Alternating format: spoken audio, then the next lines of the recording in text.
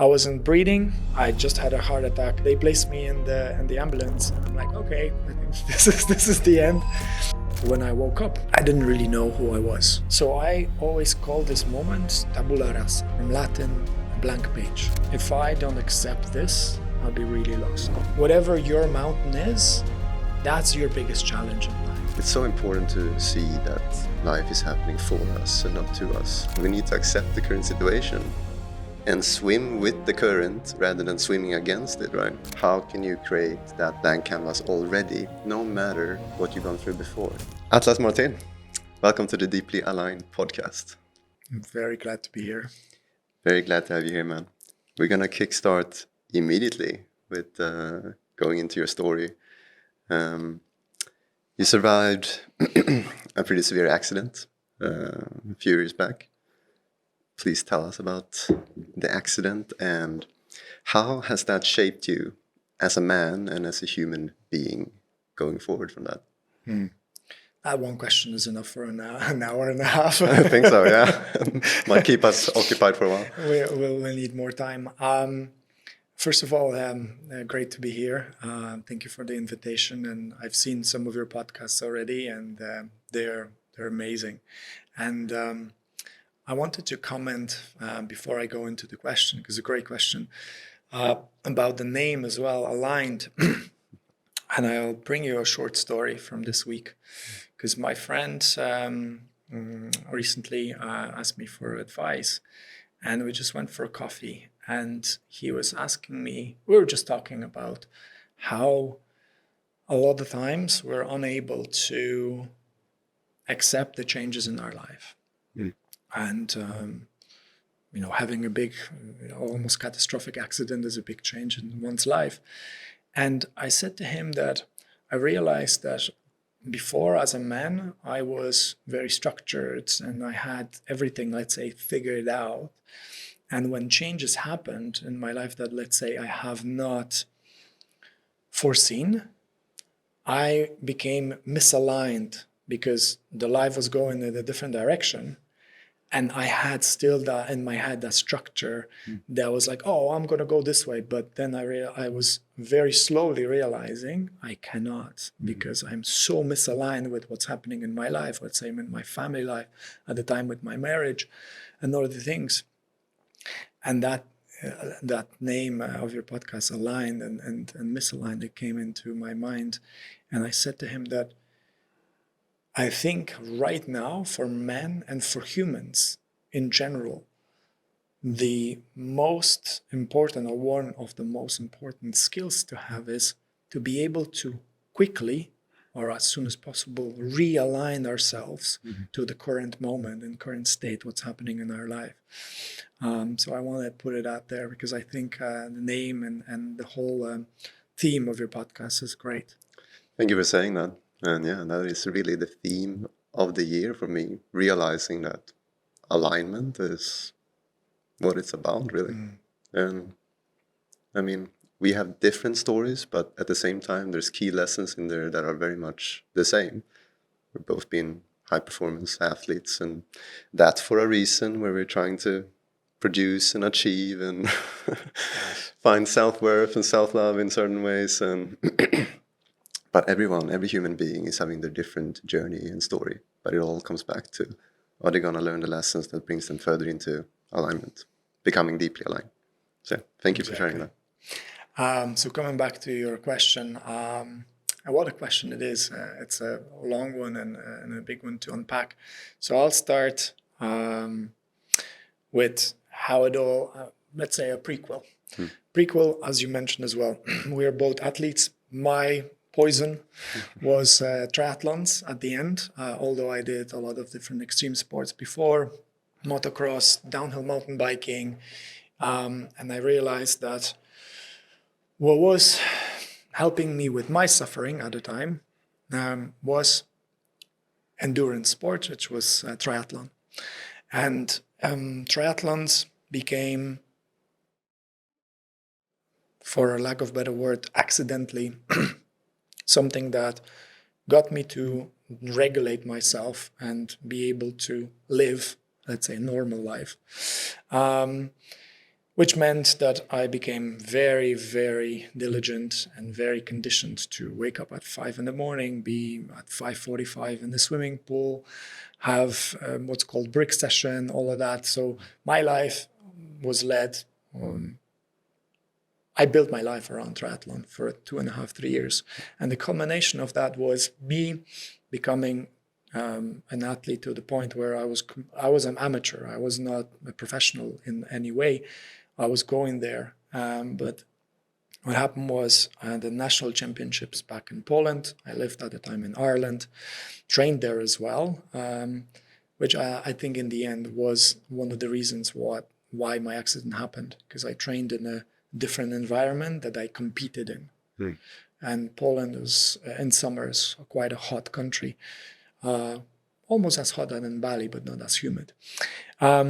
Without much more details on this, I was competing in national championships in Poland, and it's just called sprint triathlon. So it's not one of those Ironman long distance one when you suffer for 7 hours or 10. But on this one, you suffer for 1 hour, but you suffer in extreme conditions, and that hour is your maximum heart rate. So at the time I was 31, and my maximum heart rate because of training was like 220 or 230. And according to my Garmin at the time, I was running that pace, like close to 210 beats per minute, trying to win it. And just before the finish line, collapsed from exhaustion. But the main thing that happened almost immediately was a heat stroke. So I suffered from a heat stroke, and that heat stroke, mind you, was 45 degrees on that day. It was a very hot day. It should have been probably canceled, the whole competition, but it wasn't. And what ended up happening, I was collapsed there on the side of the road, unfortunately without a lot of spectators, because it was before the finish line, and ended up waiting a long time for an ambulance. And then in the meantime, what was happening, my Garmin and the heart strap I had on me was recording everything. And from the recording, you could see the moment when I collapsed. I had about 210 beats per minute. And then my heart rate started to go slower. So 180, 160, 140, and around 140-ish, what ended up happening, and let's say this was 2-3 minutes, the buildup of lactic acid was so strong that I went into a cardiac arrest. And from that moment, it's zero. Just come zero. And then for about 8-9 minutes, there was nothing. And that was the time when I was waiting for someone to come and rescue me and help me. And I received first care, and you could see on the graph the dots coming up when they were doing CPR for me. Ended up being intubated, unfortunately wrongly. So they gave me pulmonary edema, which is when someone tries to intubate you with a tube and without tracheing you. What ends up happening, they need to do it carefully and slowly. And the doctor punctured one lung, they took it out, and then punctured another one. So I had pulmonary edema, which is basically when you take a breath, your lung is punctured and the air comes in between the skin and the actual lung. So I wasn't breathing. I just had a heart attack, and they were resuscitating me and shocking me with the what is it called? The defibrillator. And then they placed me in the ambulance, and I'm like, okay, I think this is the end. Sounds like you never felt better. Yeah, it was great. It was great. And that's, I mean, what I'm telling you right now, this is not my memory. This is when the doctors told me what happened. And this unfortunately ended up in the court because of how it happened. And so I got details from that. But for me, the story ends where I collapse from being like looking at my Garmin like, oh, I'm going to see how these guys are, because there was a top 10 pack of us, and it's like, who's gonna hit the NOS button and go really fast now and win this? And being like, okay, this is your time. Time Lights to win. out, lights out, lights out. And the lights come on 2 months later, with me waking up, very, very delirious, not knowing what's happening. And I remember opening my eyes, and I could see all the machines connected to me. Like, I think it was 12 different machines that were connected, and they were supporting my life. So I was on the ventilator because I couldn't breathe on my own. I had artificial, it's basically artificial heart, so it's ECMO. Then kidneys on dialysis. My liver was being supported as well. And my whole nervous system was burnt. I was paralyzed as well. So I woke up being able to move my eyeballs and be able to see things in front of me, but that's it. Didn't know what happened exactly, what, let's say, damage I suffered. And that was it. And first few minutes of it, I was very lost, but then I realized that at least I'm alive. I could see my body, and my body was not my body, in a way that when the moment that the accident happened, the 24th of June 2016, I was in that time on the peak level of my performance and fitness. I looked great. I was very strong, and my stamina was amazing. And I woke up to a body that was, I think, 40 kilos that day. So I was weighing 40 kilos, so I couldn't see any muscles. Everything just not only atrophied, but was eaten by the drugs, by the lactic acid that was coming up all the time, but the kidney failures and all of that. Right. And the first few thoughts was, this is a joke. This is something that's like, this is like a blip. I'm going to wake up out of this like in a few minutes. But I couldn't even, pinch myself. So what ended up happening, and this is something we mentioned before recording this podcast, is I had to sit with it. And most likely,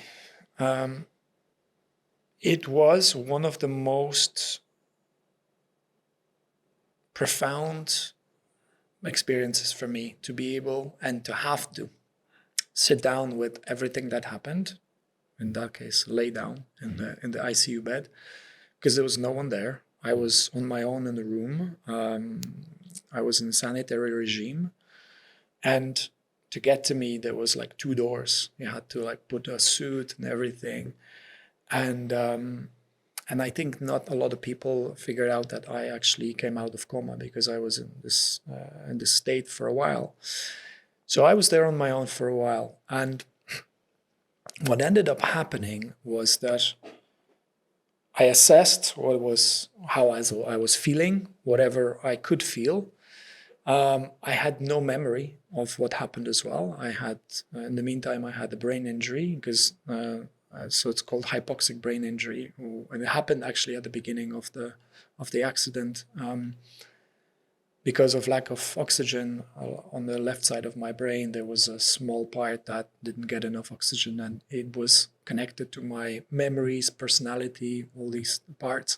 So when I woke up, I didn't really know who I was. The name, the family, what was my past in a lot of ways.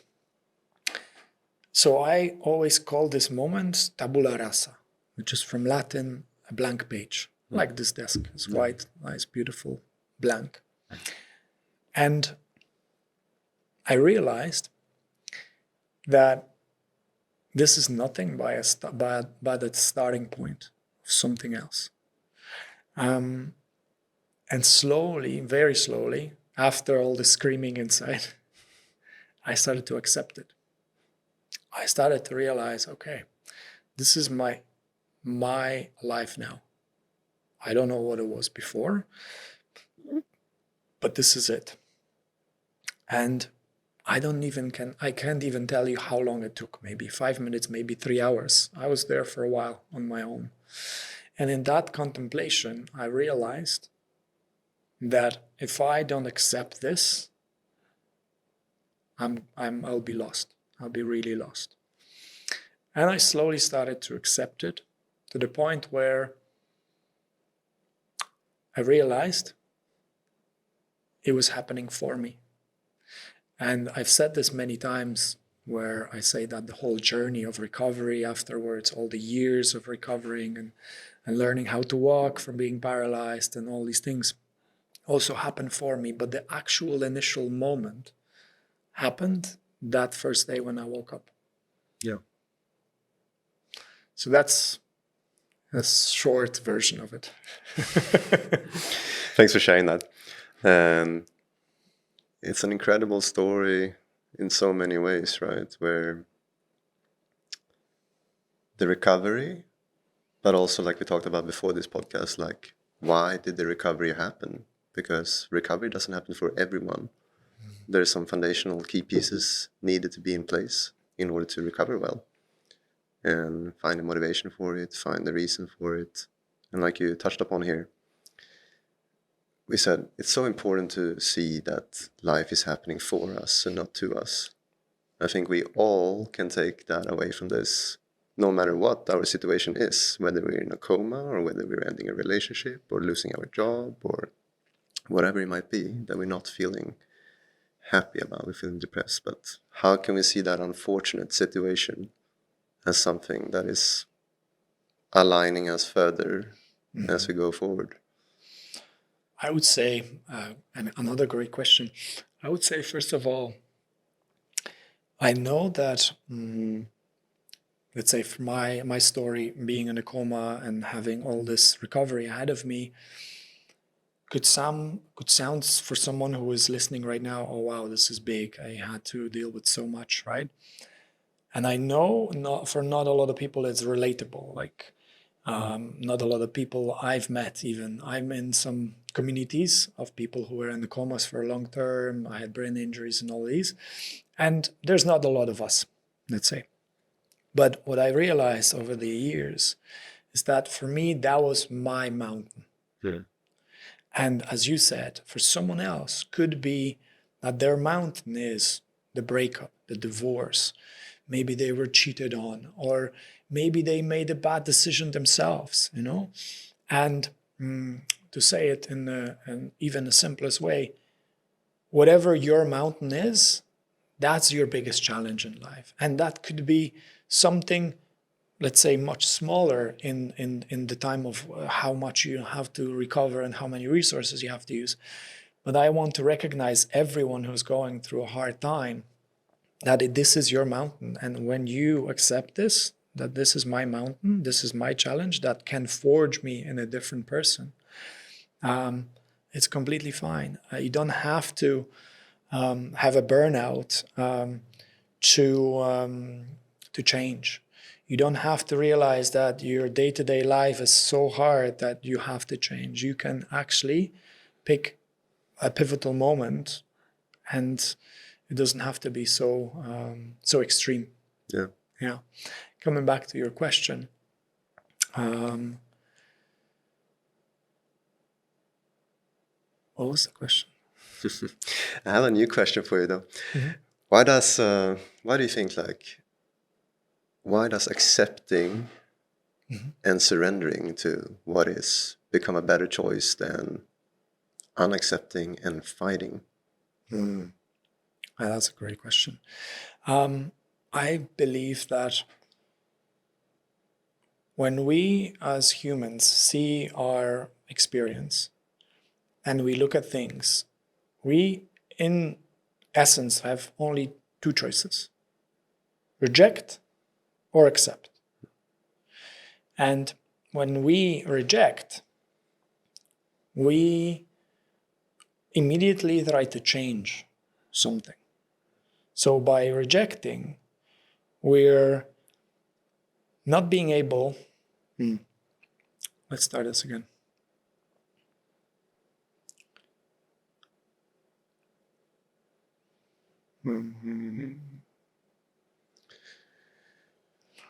So when another great question. So when we end up rejecting something, we are fighting it.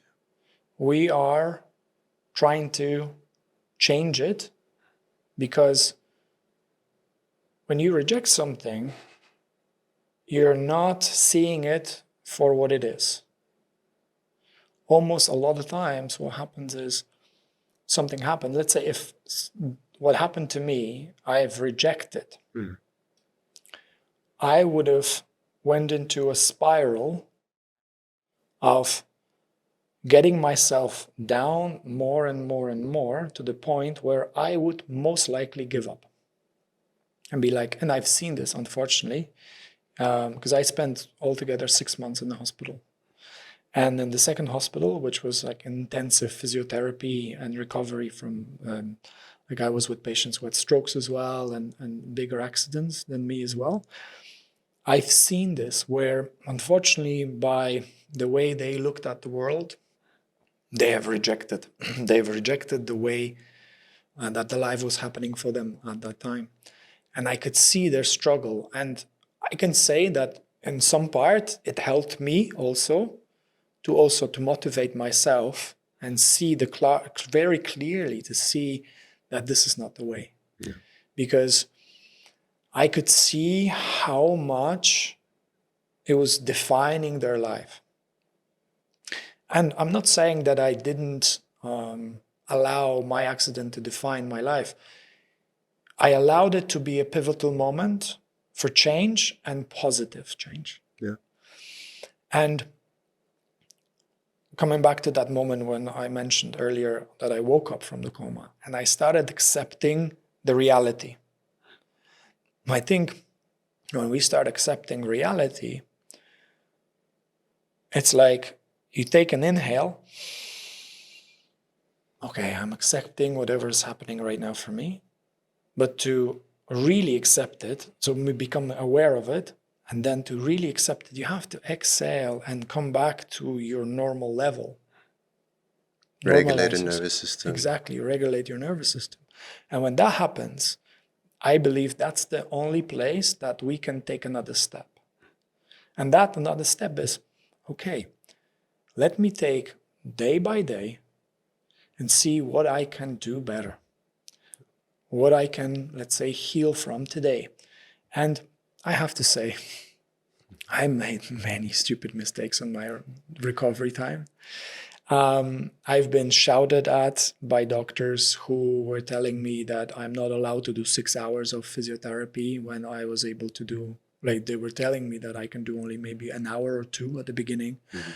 I've been found many times at 6 a.m. in the morning by the nurses in my room, laying next to my room paralyzed because I was trying to wheel myself from the bed to my wheelchair, trying to go and cheat and be in the room, the physiotherapy room at 6 a.m. Yeah, and when I missed the chair, I would just be laying there and waiting. It's like, okay, well, let's see how long it's going to take them to like spot me and see and put me back, you know. Yeah. And this happened many times. So I'm not going to say that I took it lightly. Yeah. Because for some reason that competitiveness that was from my previous life was still alive in me in a way. Yes. And I was pushing a lot. But with a very different motivation. Because I can tell you my motivation when I was a triathlete that led me to this accident, I was bringing more suffering to cover the suffering I had from my childhood. Yeah. And I was masking things. I was trying to escape. My trainings were a form of escapism. It's the same as someone who's watching Netflix for 5 hours. I was training for 5 hours. Yeah. It was exactly the same psychological base. Whereas later on, my mission became that I want to be in that state of clarity, because the experience of feeling aligned and clear, like this page I mentioned earlier, was nothing I've experienced in my life before. Yes. I was like, oh my God, I cannot sense any social programming on me. I I felt like I had a lot of things to deal with. And at that time, and at the beginning of my recovery, my brain was so clear. It's like, the only thing you have to do is to get better. Whatever and however it takes, you just get better. Day by day, day by day. And I have to say, of course, I was very fortunate to be able to be in a position to have great care at the time in Poland. My insurance was very good, and my family also stepped in. And at the time, I have to say, although I'm divorced for many years now, I wouldn't be here with you if it was not for my ex-wife. Yeah.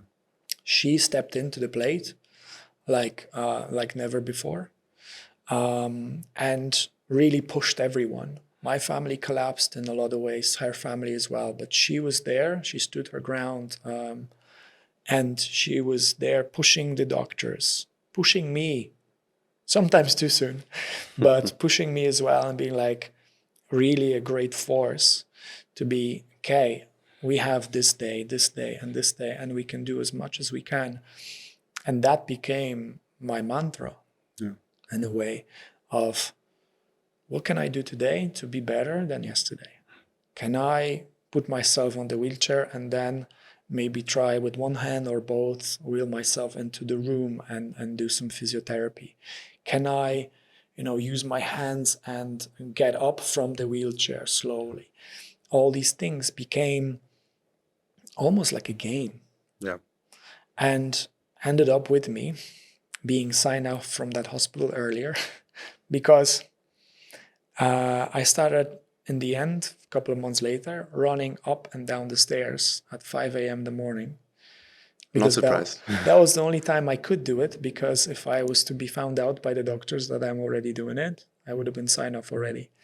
And one day they caught me and they were like, oh, we don't keep people who run on stairs 3 flights and then back here in this hospital, because we need to let this maniac go. Yeah, we need to let this guy go. And that was basically one of the last days. So like, oh, we'll give you a few more days and then you have to go. Yeah. You've done your work here. But the reality, it was the hospital life. It was the beginning of a much longer journey. Yeah. But I have to say, I walked out from that hospital. Awesome. There's so much to unpack there, and something that comes like vividly to mind for me, like as a mental picture, is the blank canvas again. Mm-hmm. That's a place to now create the life you want. Yes. Instead of having this canvas that is already filled with a bunch of stuff, your old life that one wants to escape from. Now we have a blank canvas that we can create from and create the life we want to run towards. Mm-hmm. I think everyone is either running away from something or running towards something. Yes. And that's where, if we try to, weave everything together here of like accepting what is and surrendering to that, then like accepting that is like to put the blank canvas there and be able to create from that. And another thing I'm thinking about is like, what makes it so hard for people to take steps towards their dreams or their aspirations? It has to come from the fact, in different shapes or form with the mountains, like you talked about, that they're not accepting their situation. Mm-hmm. So, quick example for me the other day, like a mini mountain. I was sick for 3 days. Mm-hmm. And I had a spiritual ceremony coming up another couple of days. And I was like finding my sickness. I was not accepting it.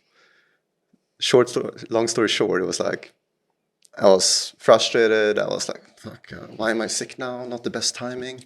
This and this. I didn't get enough sleep. No, whatnot. And I was thinking the whole time that I can probably get healthy in time for this important ceremony. And it was not until the very last day in the evening that all of a sudden I got a fever as well. And I realized there's no way I'm going to make it for tomorrow. And that came the moment for the first time that I said, I surrender, I give up. Sickness doesn't matter. I can be sick for another 3 days. It's all good. Like, I accept it. And then it clicked in me. Funny, like ironic here, that it's like a little mini mountain here where I'm getting this realization that for the last 3-4 days, I've been unaccepting of my current situation. I've been in a bad mood. I've been a little immature kid jumping around and making a fuss. And as soon as I said the words out loud, I surrender and I give up, I relaxed. And I all of a sudden felt joyful. Even though I felt like shit with high fever, coughing and all this, I felt joyful in the moment because now it's all good. It's my blank canvas from here. Take my time, let my body heal. Don't rush. I don't need to perform. I don't need to show up tomorrow. It's all good. And that comes in life all the time, whether it's business or anything bigger, a bigger mountain. But it comes from back to the fact that we need to accept the current situation and swim with the current rather than swimming against it, right? Rather than escaping the sickness, escaping the bad situation, accept it, and now let's just create from a blank canvas going forward. And it feels so much better because you're regulated with your nervous system. Yeah. Now you have emotional bandwidth. You're in a better energy state because you realize things are abundant. As soon as you're trying to escape something, you figure that you have a scarcity mindset. Yes. That's what you have. You don't realize it, but you have a scarcity mindset. If you have an abundant mindset, there's all the opportunity in the world. Why stress? That's the ironic part that we realize. It is. So yeah, I just want to weave it back to that. Of course. No, I highly second what you're saying. A great example as well. I think we men also, we have this weird way of not accepting that we call it small sickness or a cold flu or whatever it is not there to derail our plans. And obviously, I've acted the same way many years before, and I have to say I acted after my accident similarly sometimes. I can hear that. Until the point where I always bring myself back to what you said. Am I in lack? Am I in scarcity? Is there not going to be another opportunity? Let's say if we had to reschedule this podcast or anything like that. That means there is a reason. There is a reason for it. And there is, what you used that word so beautifully as well, a surrender aspect to it. And when we surrender at certain times in our life, it brings peace. It brings clarity. It brings us to a place where immediately from surrender, as you said, you felt joyful. Why? Because you're not fighting. You're not fighting this moment. You're not fighting the situation that happened yesterday. When you accept it, you're like, okay. And it brings us back to this bigger theme that you started earlier. It's happening for me. And what if, and we don't know this, but what if your sickness this week happened for a reason where it allowed your immune system to actually get better, and then you will avoid some bigger sickness down the line. You don't know this, but maybe that's the case. And by accepting it and moving on from it, most likely you felt better, but also healed much quicker, because your body knows if you're in fight or if you're in accepting. Like, we have parasympathetic nervous system and sympathetic it's a limbic system, but it has two sides to it. And when we are in this fight, flight, or freeze response, or frown response in sympathetic nervous system, we get really triggered, annoyed by something, and we're fighting it. Yeah. We are in the place where it doesn't matter if someone, I don't know, if your girlfriend or a spouse brings you a tea or thinks about you, it's like, oh, it's fine, I don't need this. I'm in this place where I'm fighting the demons, right? When we regulate our nervous system, when we create that space, we are allowed ourselves to be at ease. And I remember after my accident, the practice of being at ease was much easier. Why? Because, as we said earlier, the white canvas had so much space. Yeah. And this brings me also to a place of emotional bandwidth, where I remember before I felt like my life was always busy, I never had enough time. And now I see that I have time for everything. Why? Because before I didn't have enough emotional bandwidth to deal with things that were happening in my life. Yeah. I was carrying so many wounds, and my trauma was taking so much of my emotional bandwidth every day in the subconscious mind. I was, as we say, I'm carrying a baggage. Mm-hmm. I call it, it's the space in emotional bandwidth. And I didn't have a lot free space. Yeah. In that emotional bandwidth. What was happening, a small thing could trigger me. Something that was seemingly almost, you could neglect someone saying a bad comment or something normally, but at that day when you had not enough emotional bandwidth, it would get me overwhelmed and be like, oh, why is this person doing this? And this becomes it's very easy to then activate the victimhood mentality from that. Yeah. But when I realized with the white blanket, white canvas here, you have all the space you need. So something big or small happens, it doesn't get you to the point where you're on the edge. Mm. You are still, without even needing to go and meditate for half an hour, or do something else, yoga nidra or binaural beats, or go to sound healing. Mm. You still naturally can regulate yourself because there's space. Yeah. And there's so many different ways to now cultivate space for yourself. But I think this is like what I want everyone to take away from all we talked about so far, right?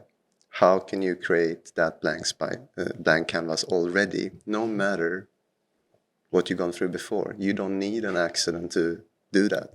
I know a previous podcast guest said it very well, that, you know, most people think that I need to get this degree at this age, or I need to get this job or this relationship, otherwise it will never happen. But the reality is, you can change your life in an instant, at any point in time. You can go to a college when you're 65. People don't think that either. So get in the mindset of like, you can create your blank space canvas right here, right now. yeah, And that becomes a great place to create from. Because, yeah, now opportunities are endless. Like, it's really limitless. And you don't have the baggage anymore. You don't have any limitations anymore from the past. Any colors where that's already painted on the canvas, it's blank now. but the question is why people don't do it, why they're afraid, why they're not allowing themselves that to create that empty space. Mm-hmm. And I believe there's so many different reasons for it. I was put in a situation. It was almost like it was done to me, in a way. Right now, and for many years now, I feel it was done for me. It was a blessing.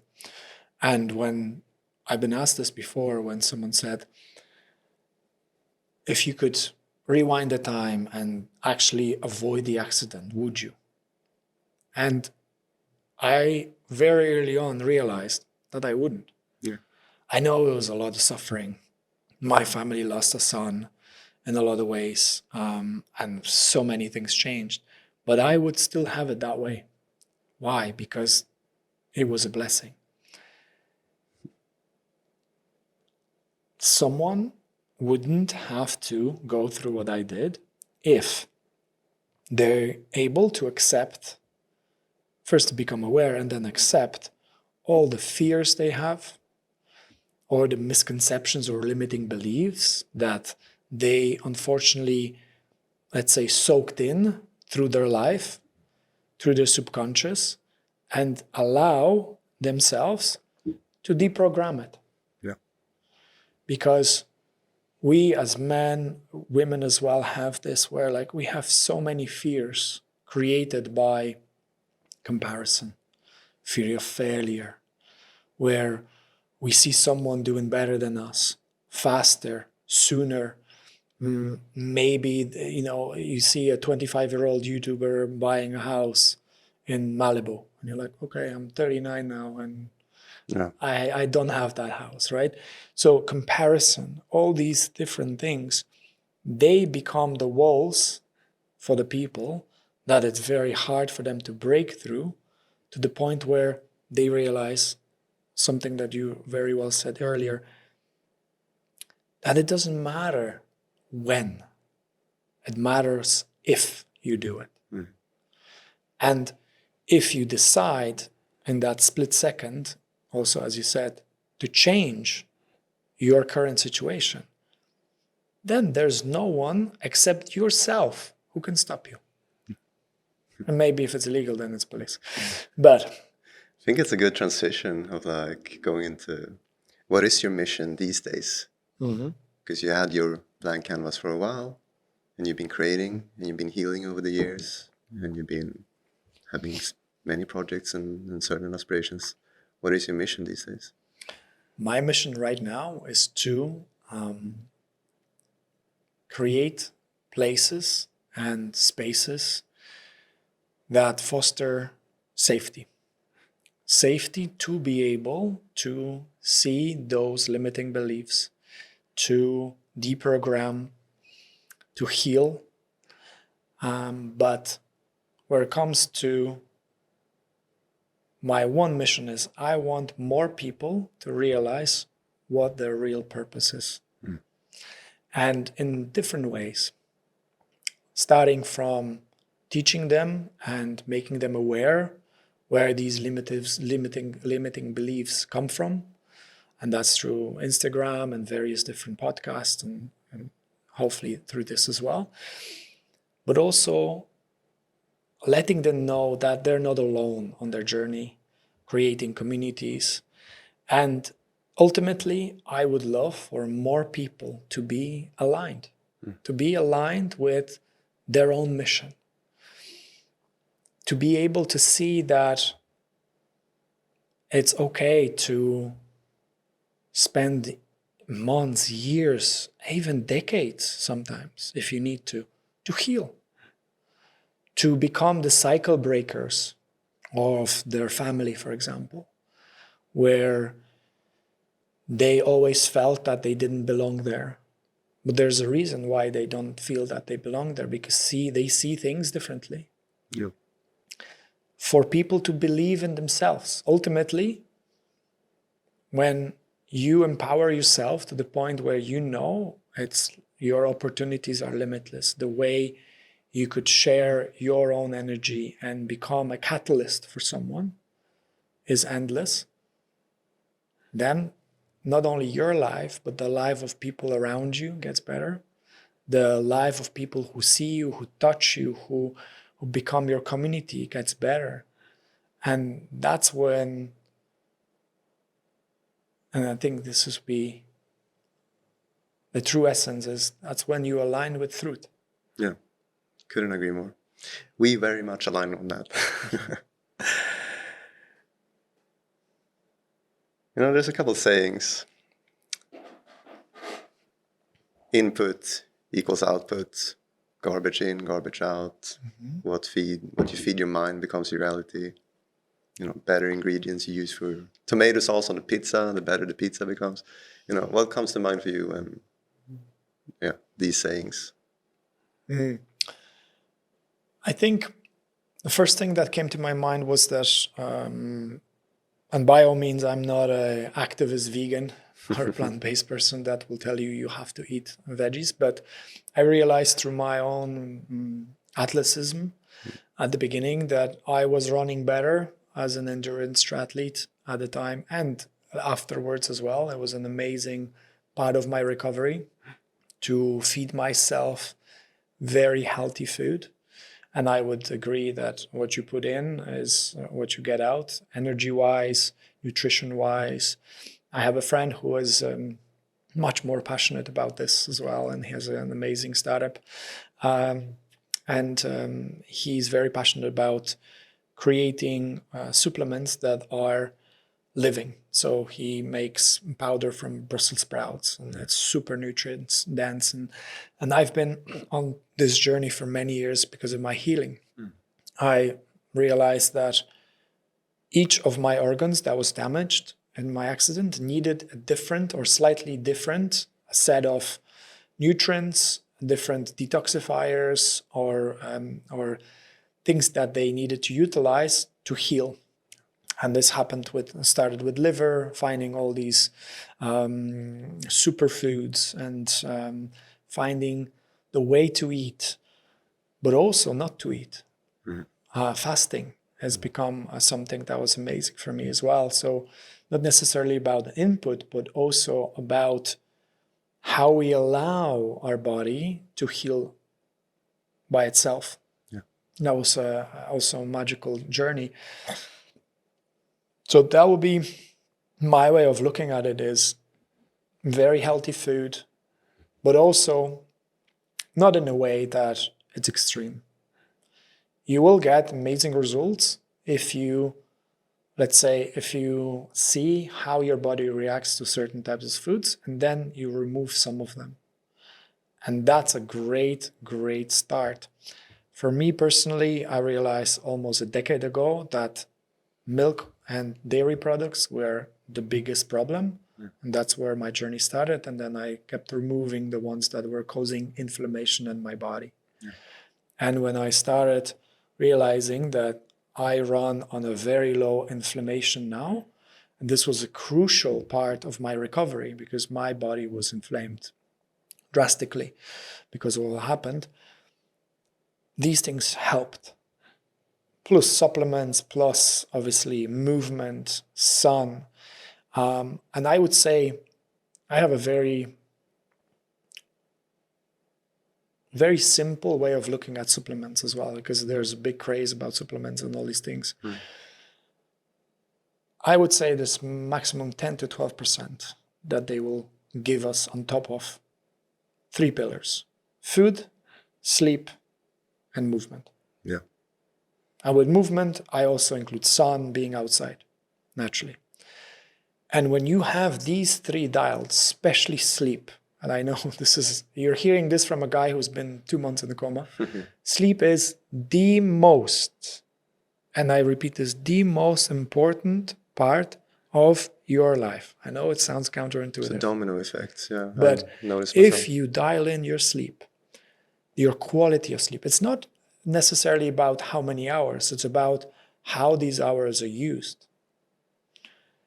It will change your life in such a way that when you wake up in the morning and you have that energy already, when you slept these 5 cycles really well and you had a lot of deep sleep, your brain is cleared of all the toxins. Yeah.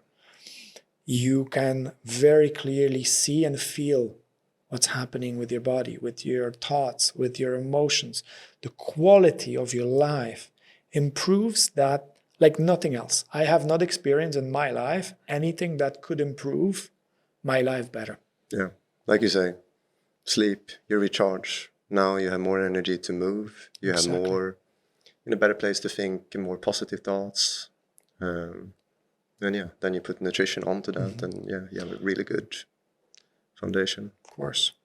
I would love to add something to it. So this is just the food and what you go and get in, but also second most important thing in my opinion, we could talk about what kind of podcasts you listen, what you feed yourself when it comes to information. I think it's very important. But what I think is even more important is what quality of people you surround yourself. And I can tell you, before, when I was a nice guy and had people-pleasing behaviors and all these things before, I was not surrounding myself with the right people, with the good people, with the people who were motivating me, with the people who were asking me, what's next? What's the next best thing? What can you do? How can we grow? Let's inspire each other. These are the people you want to surround yourself. I was surrounding myself with, almost would say, accidental people. I was not choosing them. Whereas after my accident, because I was so clear, I, first of all, had to unfortunately do the cleanup. And I've been doing this since, where I have realized and became very black and white on what type of people I am aligned with. And these are the only people I will naturally attract, but also accept in my life. Yes. Which, I'll give you an example now. I only hang out, and my core group of friends is people who don't drink alcohol, don't party, don't use any drugs, and are very ambitious. They have their purpose dialed in, and we support each other almost every day with what can we do better. Not in the almost not in the like an addictive way of like, yes, we need to produce and we need to do everything despite and being unregulated, but in a way that we are aligned with the values that we have, with the purpose that we have, with the information and knowledge and wisdom we want to share.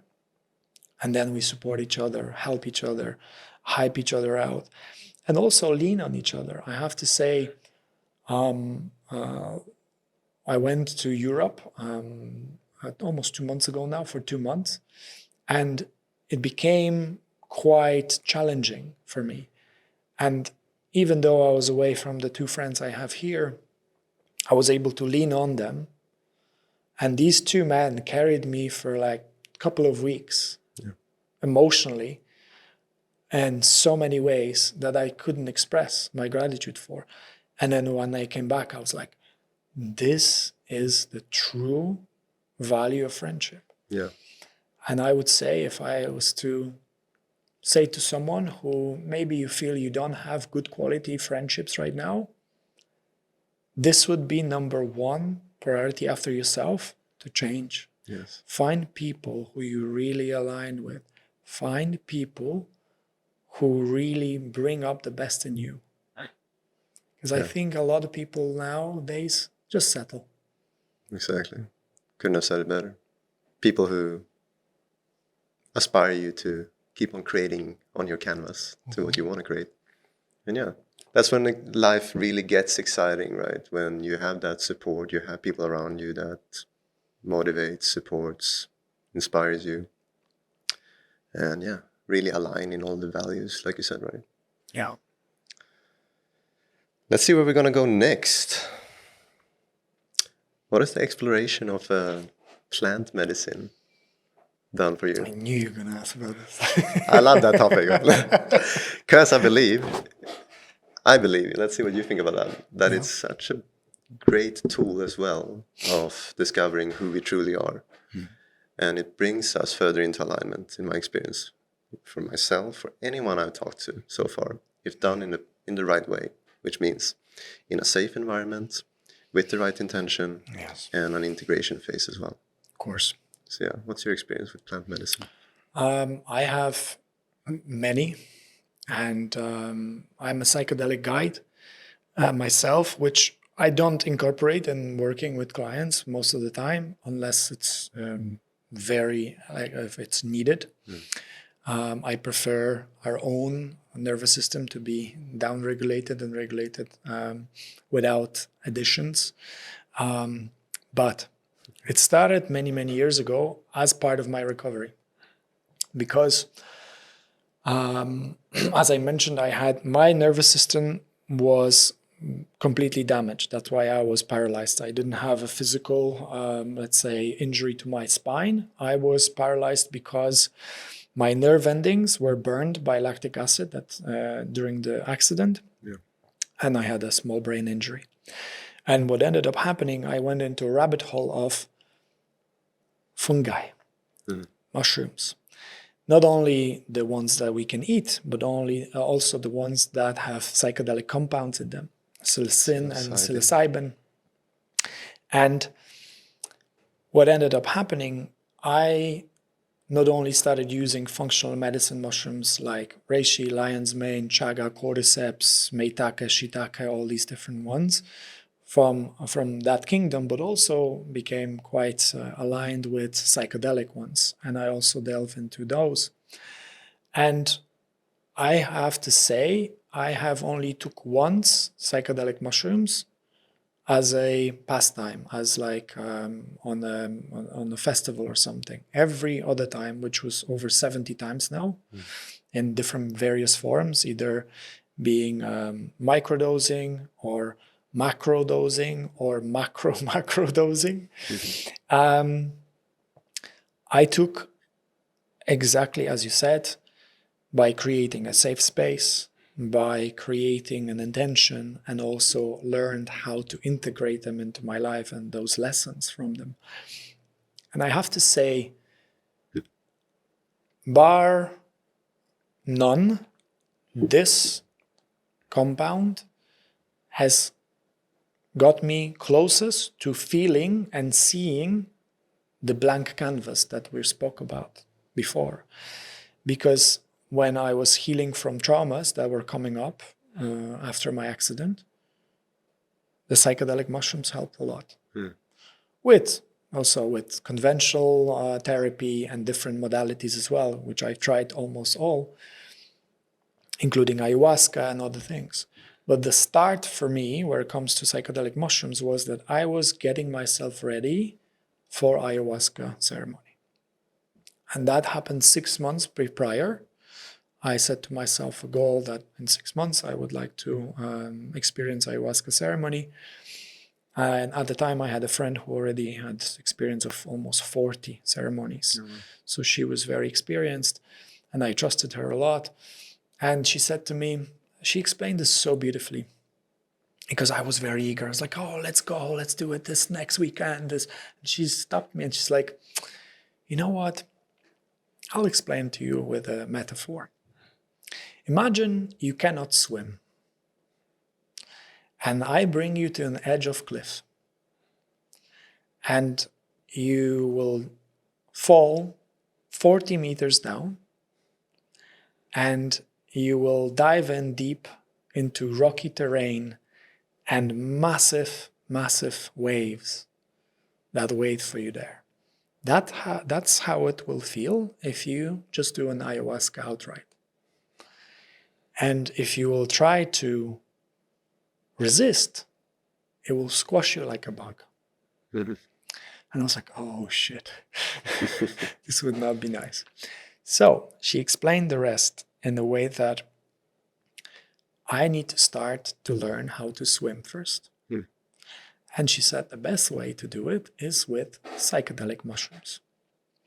And I took her advice and I started slowly. I was very eager to learn, but I also knew that I don't want to have any negative experiences or overwhelming at the beginning.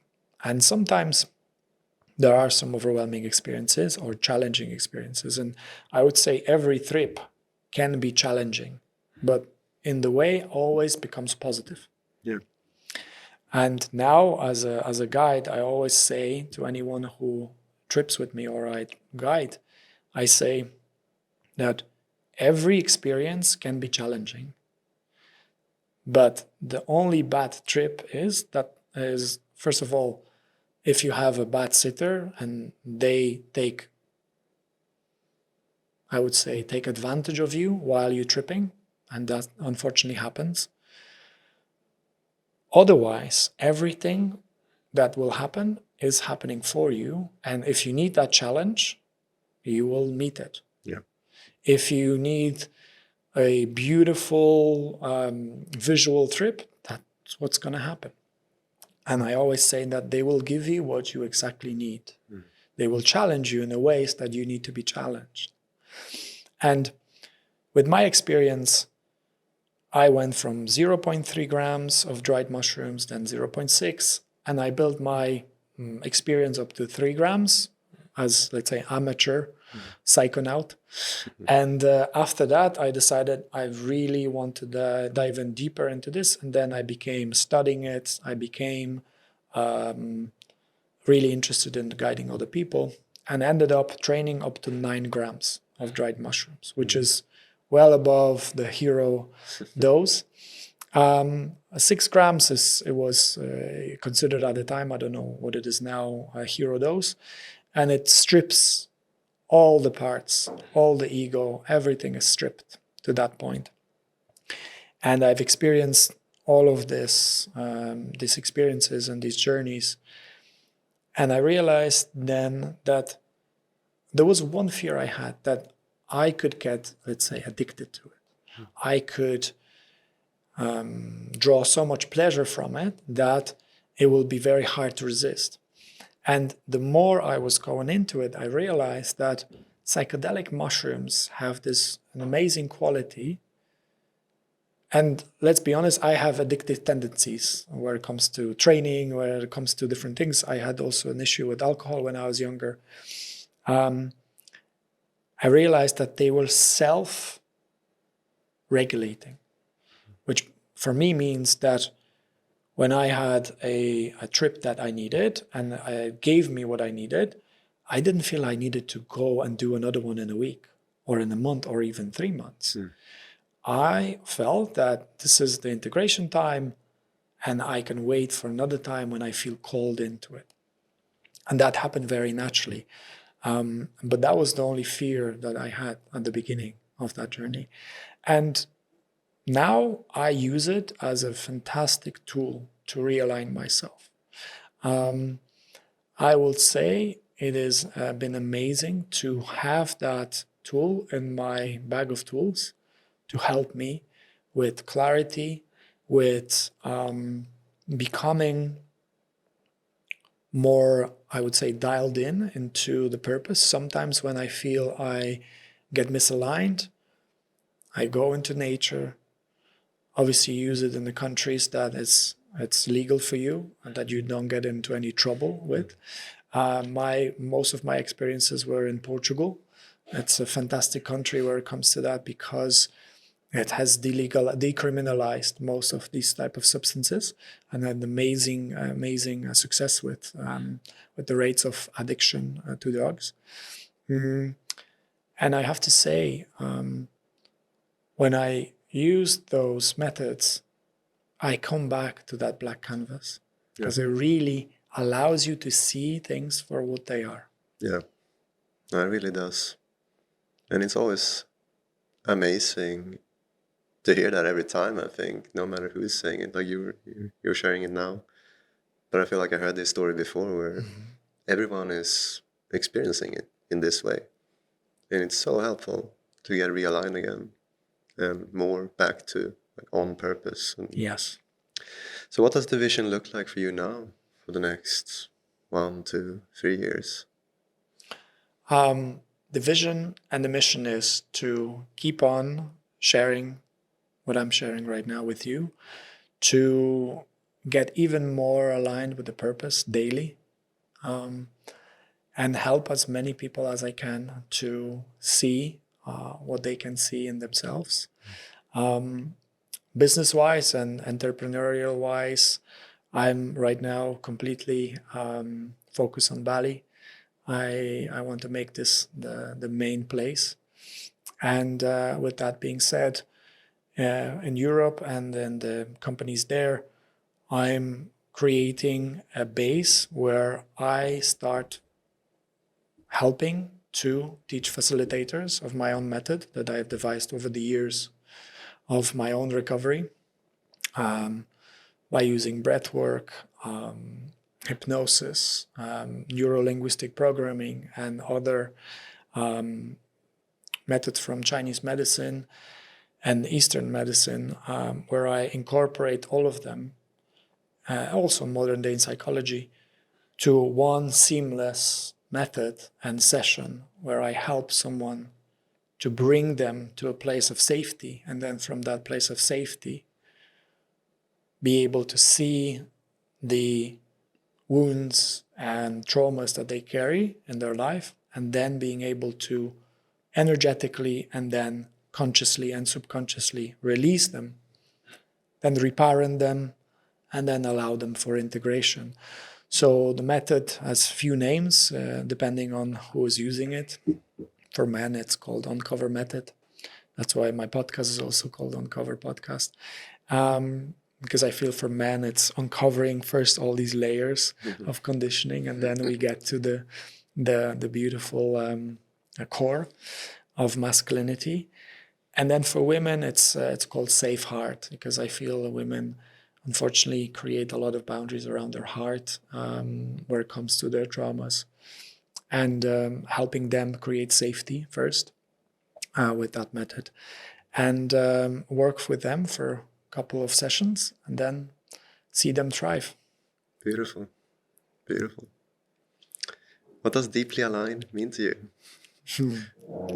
I think I already shared it at the beginning of the podcast, and I will repeat that. For me, it's clarity, it is safety. It means that you know, or at least are on the direction to search and find your purpose, and align yourself with, and also something that comes from my nice guy syndrome from the past is to not be afraid to align yourself with the right people, to not be afraid to speak your mind. So to shed all these layers of limiting beliefs, conditioning, programming from the society, and also from your family and whoever cared for you, to be unapologetically yourself. Yes. Yes. Is there anything you feel like we haven't touched upon in this podcast that we should speak We haven't about? talked about paddle. Paddle. Yeah, me and Atlas has played some paddle together. Yeah, it's a lot of fun. It's quite traumatic experience always for me, at least. No, it's something that also I think it has a place in this podcast, because I believe strongly that the only way to grow is to surround ourselves, as I said, with people who are better, or maybe already found a way, and this part is very strong for me where it comes to paddle. I only started playing paddle a year and a half ago, like strongly. My first proper game was here in Bali, and I was bronze. I was in the lower levels. And I thank you, Dennis, by the way. This gentleman by the name of Dennis Nelidov brought me there to Jungle Paddle, and he showed me how it is, how the community is, and I really fell in love. Then I got addicted. but before I got addicted, I fell in love. And I realized that it's great to surround yourself with people who are better, because then you can grow. And that's why I also like to play against you, or I didn't think we actually played together ever. Yes. But I learn, I see the different strategies, obviously years of your own conditioning and your athleticism as well. And it always brings me so much joy to play.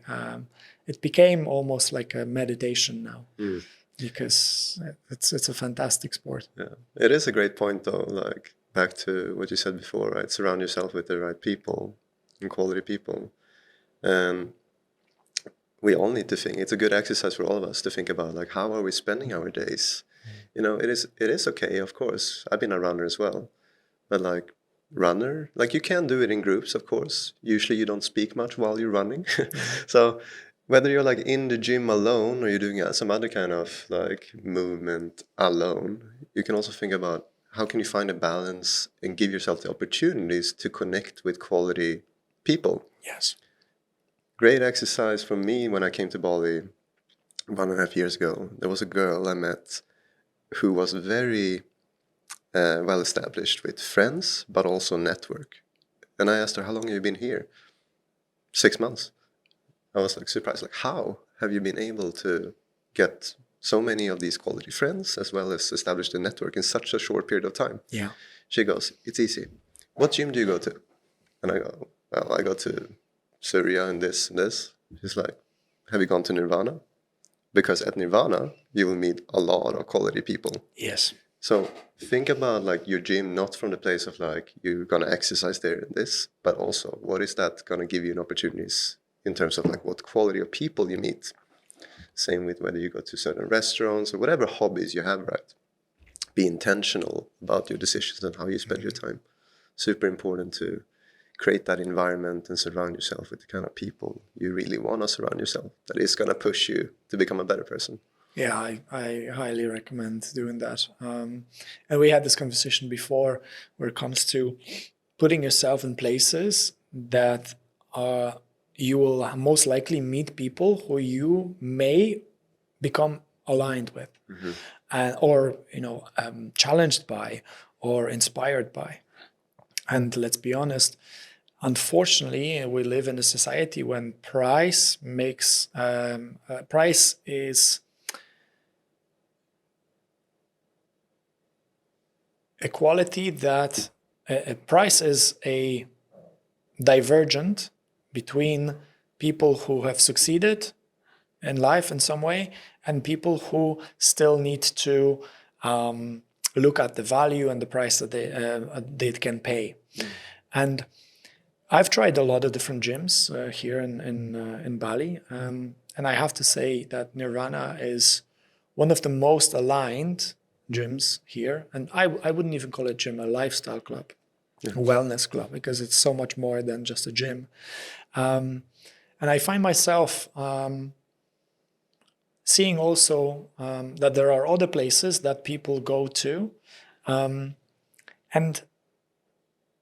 I have to say, the most impressive and interesting people I met in Nirvana.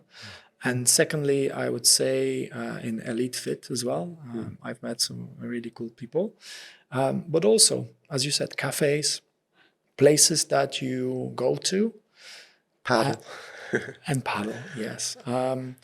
Because let's be honest, the people who are able to play 5 to 7 games a week, let's say, in paddle, they have come to a certain level of success, certain level of acceptance in their life, that they can spend that time on their body, on their mental health, because let's be honest, it helps a lot. And that's the places that people like me and you should go to, and people who aspire to that type of lifestyle, to being more aligned, living more from freedom. They should go and find those people and those places. Yeah, definitely. As we're wrapping things up here, I have one more question that I'd love to ask you. I think it's such a great one that James Sander has asked many people. And that goes, if you truly loved yourself, what would you start doing more of? Or what would you stop doing if you truly loved yourself? It's a really good question. I have a very similar question on my podcast as well. And shout out to James as well. I asked this question in a similar way. And I asked, if you had 1 year to live, what would you stop doing and what would you start doing? Because it leads to the same alignment.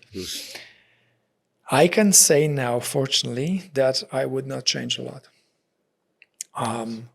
I live in a very, very high level of alignment most of the time. And when I feel myself being misaligned, I take action. I become aware of it. I see what it is and I resolve it. I either go into my shadow that showed up and work with it, or change the situation if I can. If I have control, first I ascertain if I have control, if I don't have control, and then I go there where I have control and I do my best in that area. I would say what I'd like to do more of is paddle.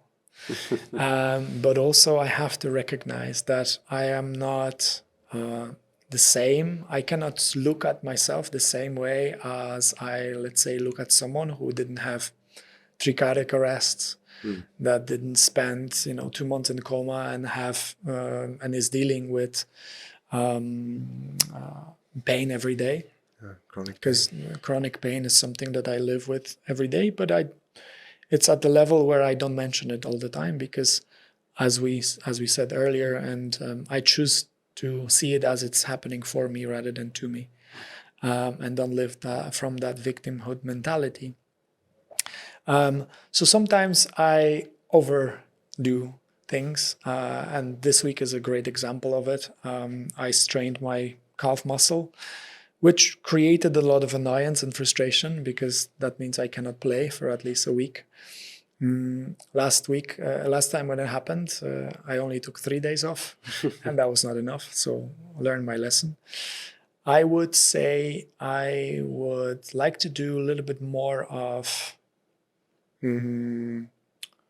acro yoga, where it comes to physical things. Find space for it.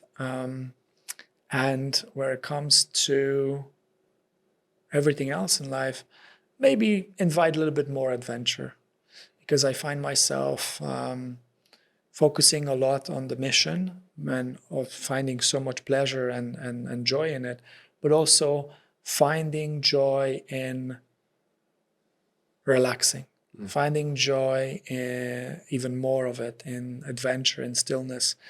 And I have a long overdue trip on the motorbikes around Bali with my few friends. So that's something I would definitely want to do. Nice. Yeah, it's something that people like you and I, who's been an athlete, yeah, we're constantly battling with this. Let's relax more. Let's enjoy. Yes. Don't need to be on the go all the time. It's been a pleasure having you here. Thank you. I think a lot of people can learn from your experience when it comes to creating your canvas and finding purpose. So with that said, like, if people want to learn more about you and your world, where can they find you? They can find me on Instagram. They can find me on YouTube and various different projects. And yeah, if you live in Bali, reach out. Let's talk. Let's meet. I'm a creature of habit as well, so I usually stay and live in certain areas and go to the same cafes most of the time. So yeah, if you see me somewhere on the roads or in a cafe, say hello. Don't be a stranger. Yeah. Amazing. Thanks for coming on. Thank you for having me. It was a pleasure.